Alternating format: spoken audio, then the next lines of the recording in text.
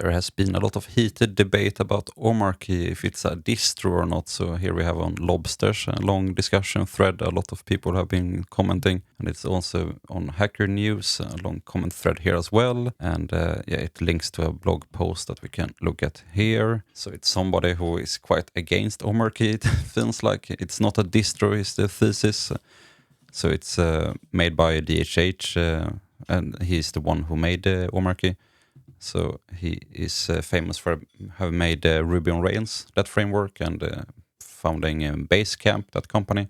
And now he has made a Linux distribution. So it says that Omarchy is a beautiful, modern, and opinionated Linux distribution by DHH.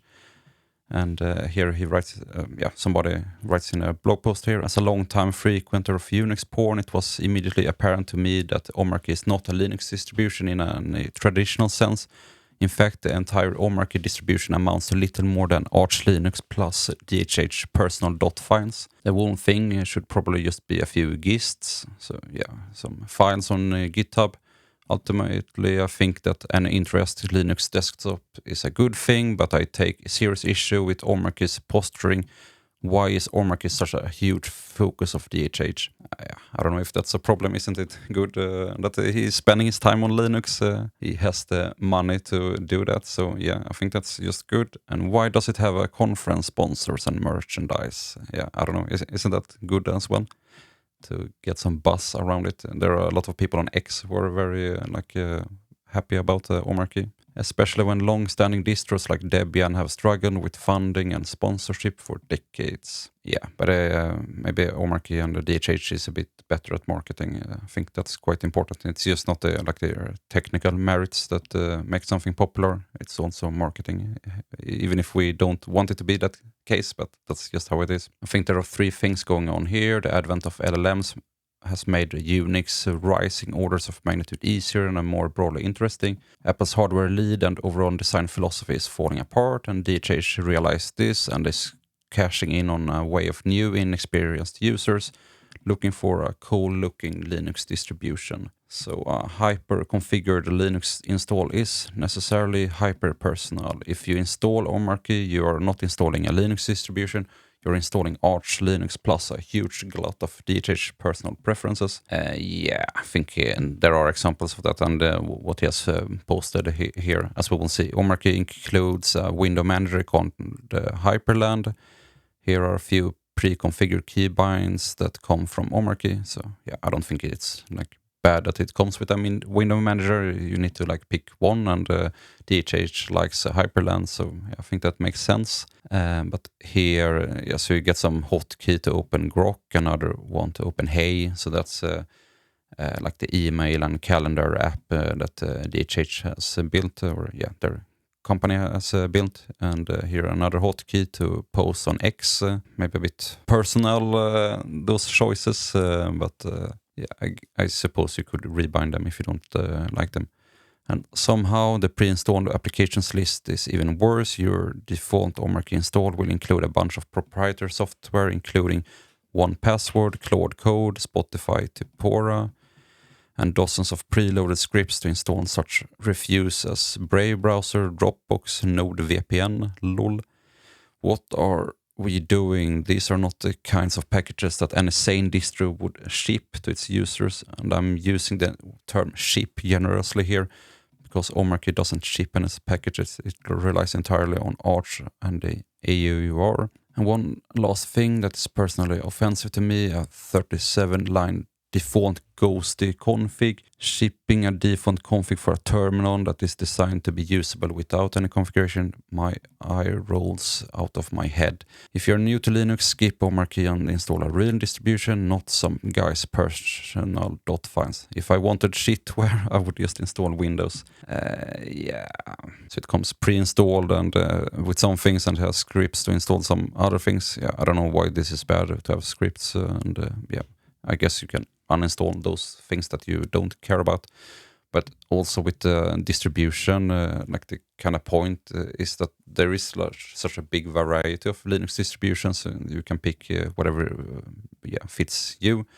So I'm using Fedora with the 𝗬𝗍, the 𝗬𝗍 spin. So and it's also a window manager. and I'm happy with that. But yeah, if you want to use Ubuntu or Arch or Omarchy or whatever, I think yeah, just pick whatever you like. And if you like DHH and want to run the same thing as him, then he has his own distribution. So, and yeah, not calling it a distribution because it relies on Arch and because it's opinionated. Don't really get that logic. Like, when does it stop being a distribution? Like, how do you draw that line? So like Ubuntu, and they have AppArmor and Snap and yeah, some custom or like some default wallpaper of an African animal. Does it make it less of a distribution because 𝗏𝗏𝗧𝗔𝗟 on canonical made those decisions for Ubuntu? I don't think so. And yeah, relying on another distribution for packages, does it really matter? If they had their own package library or their own mirror, or if they're using the AOR as it exists, does it matter? But yeah, there were a lot of comments here on 𝗏𝗏𝗧𝗔𝗟, people who are debating if it is a distro or his opinions about other matters, like is it right wing or AI, and yeah, is it vibe coded or not? Is that good or bad? Yeah, a lot of people have a lot of opinions here. Bring up framework. They gave him a free computer, so some people find that problematic. And I also saw on it was when Omarchy was new. It was also on YouTube. I saw this. And the reason I wish it was proprietary, because then I could hate on it more. You know what I'm saying? I almost said it's proprietary. It's just garbage. It's not proprietary garbage. It's just garbage. It's just garbage. There it is. It's a garbage wrapper for an Arch install. That's all it is. It's a glorified Arch install, which takes, for me, it takes 4 minutes. For anybody who wants to install Arch with a script, they can already do that. If you want to watch my video, you can. It'll take you 10 minutes to install Arch. And then it installs like 100 programs. And then it has these defaults that are not saying they're somebody else's. It's like going out with somebody else's wife. Like, what are you doing? And so you got all this stuff on top.